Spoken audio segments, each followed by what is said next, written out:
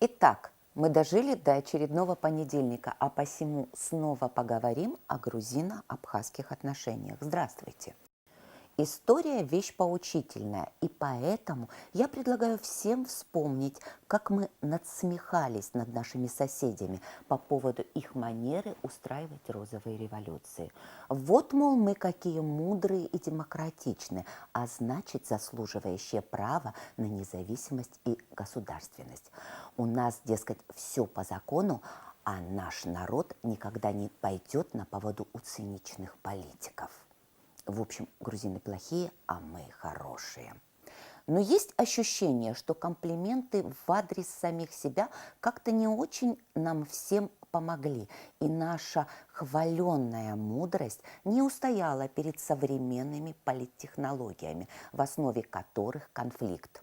И чем ярче он будет полыхать, тем шире возможности вмешательства в этот конфликт всех заинтересованных сторон, вплоть до мирового сообщества, того самого, к помощи которого мы взывали 20 лет назад. И случится беда, еще раз зовем, никуда не денемся. И придут, поверьте, и проблемы решат так, что пикнуть не посмеем. Примеры приводить не буду. Включайте телевизор и смотрите новости. Включили? Посмотрели? Вот такие же канистры с керосином для наших родных керосинщиков могут поступить с любой стороны. Так уж случилось с нашим геополитическим расположением. Мы не первые в этой череде и не последние. Опять же, можно бросить взгляд на наших соседей. Им всегда преподносят уроки чуть раньше нас. И если мы умели делать хоть какие-то выводы, то давно бы поняли, что теперь уже не сильно отличаемся не то что от грузин, но даже от американцев, у которых спор между республиканцами и демократами не утихает даже за рождественским столом. Но у американцев есть одно важное отличие. Они спорят о партиях, а мы спорим о конкретных людях. У них есть такая вековая традиция, а у нас ее нет. У них держава, а у нас экономически и политически зависимая, крохотная и очень привлекательная страна, очутившаяся между молотом и наковальней. И спор наших тысяч гораздо опаснее для страны, чем спор их миллионов. Боже упаси, я никого не уговариваю, я лишь предлагаю простым людям отвлечься от игр политиков местного разлива и посмотреть по сторонам и подумать о том, что происходит с нами. Увидеть, что идет тривиальная борьба за власть ограниченной кучки людей. Эта борьба длится не первый год, не имеет никакого отношения к нашим с вами проблемам и изрядно всем поднадоела, о чем свидетельствует провал референдума, несостоявшиеся довыборы в парламент и многое другое. И еще у нынешней борьбы за власть есть очень важная черта. Она имитационная.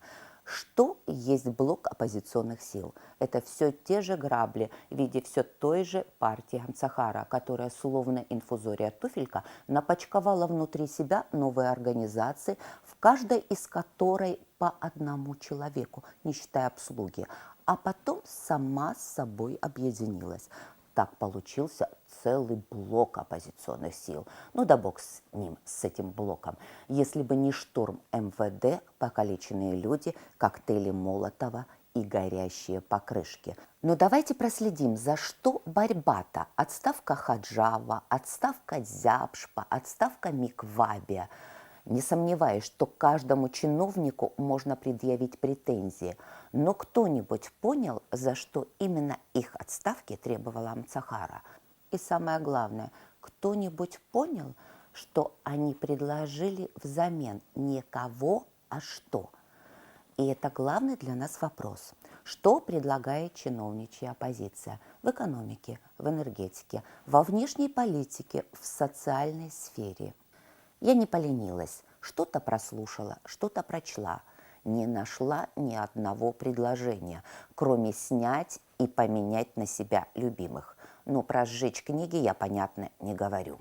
Деятельность всей этой структуры вместе с напачкованными клонами направлена на уничтожение существующей системы органов правопорядка, традиционных и нетрадиционных демократических институтов.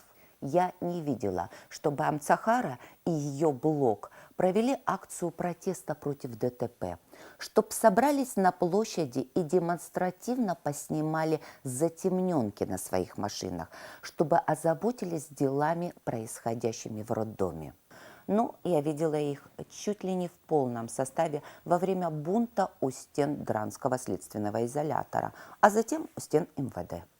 Я не слышала, чтобы они требовали убрать льготы у чиновников и увеличить пенсию пенсионерам, чтобы массово вернули служебные машины, доставшиеся им после ухода из власти. Я не прочла ни одного протеста Амцахары, когда был разрушен санаторий Смитского. Я никогда не слышала, чтобы Амцахара помогала благотворительному фонду «Киарас» или направляла деньги на меценатство, создавала ботанические сады и дендропарки. Но про меценатство это вообще другая песня. Боюсь, что у богатых людей в нашей стране никогда не дойдут руки до того, чтобы сделать благое для своей страны. Я не знаю, что думают в блоке о реформировании системы власти и думают ли об этом вообще.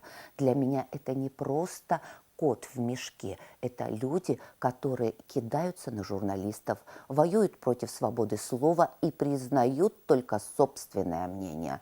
И возвращаясь к тому, с чего я начала свой монолог, я так понимаю, что канистры с керосином уже подвезли. Теперь наша с вами задача отстраниться от керосинщиков и не принимать участие в поджоге нашей страны. Потому что по сценарию зажечь спичку должен простой парень из народа. Вот тогда всем миром нам урегулируют конфликт и потушат пламя гражданской войны. Даже не сомневайтесь. С наступающим Новым годом, страна!